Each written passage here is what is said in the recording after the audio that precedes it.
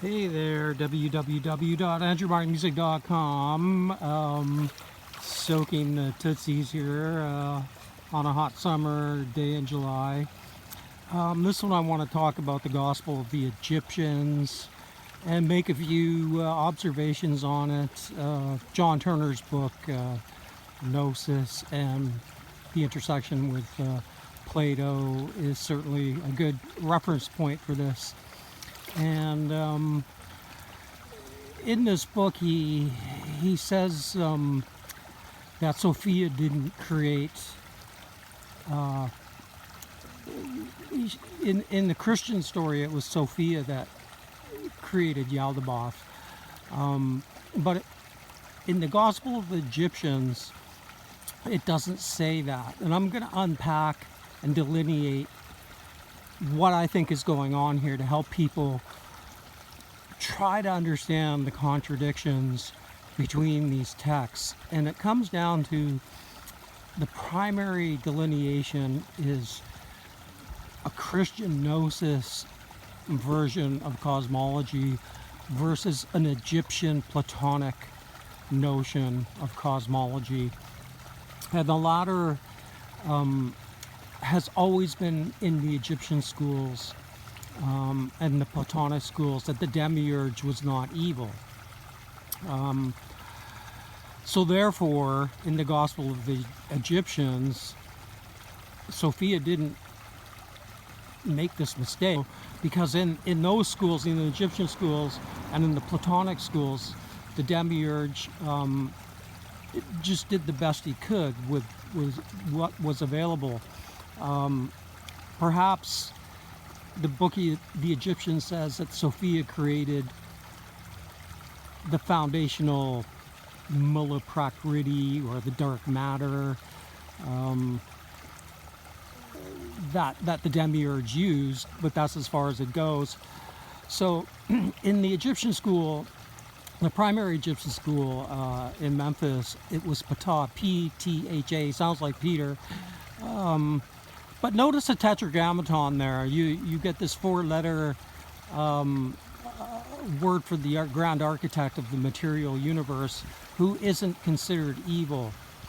And certainly in the Gospel of the Egyptians, you have the same four luminaries that are the Christian Gnostic equivalent to the tetragrammaton, in charge of things, and they're not considered evil in the Gospel of the Egyptians because the Egyptians nor the Platonists viewed the material world as evil. So I think this is important to understand, because when you read these texts, you end up going WTF quite often because you don't understand the historical context of why certain schools are saying certain things that seemingly contradict. But this is all speculative metaphysics based on mythology, cosmic origin stories, and things like that. Now I do personally subscribe to the Sethian Christian Gnostic school, as opposed to the Hermetic Egyptian Platonic schools, which don't see the material universe as flawed as a Sethian Christian Gnostic would.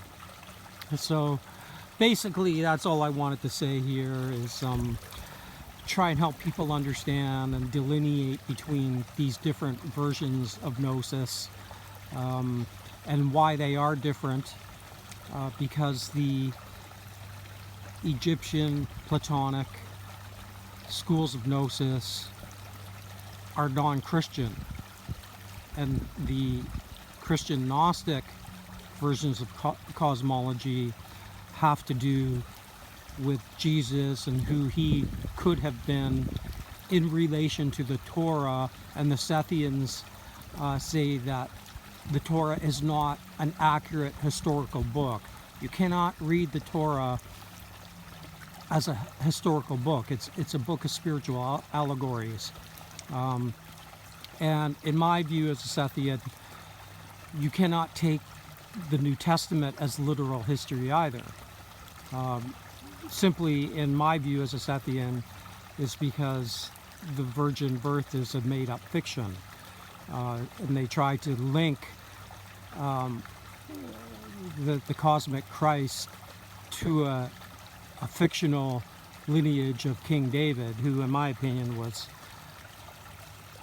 The story of King David from the Torah is taken from the life story of Tutmosis III, the greatest pharaoh, arguably the greatest pharaoh, the warrior king of the 18th dynasty.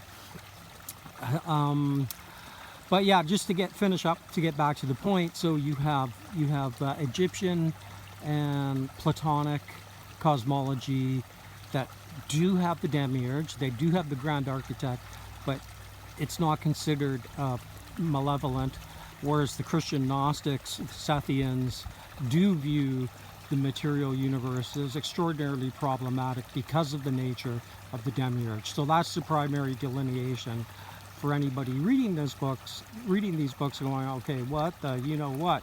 Okay, Andrew Mark Music, ciao.